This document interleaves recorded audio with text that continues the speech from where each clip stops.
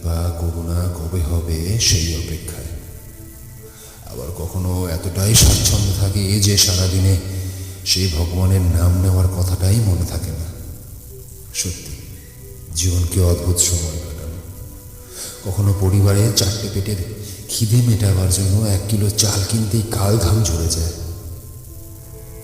আর কখনো যত্নে কেনা মটন বিরিয়ানিটাও মুখে রোচে না।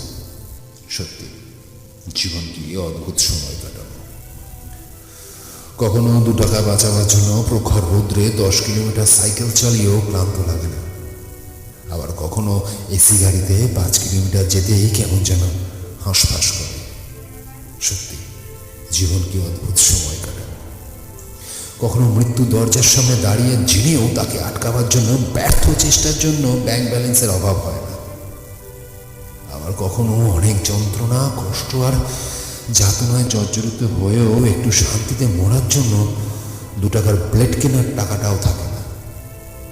সত্যি জীবন কি অদ্ভুত এক সময় কাটানো।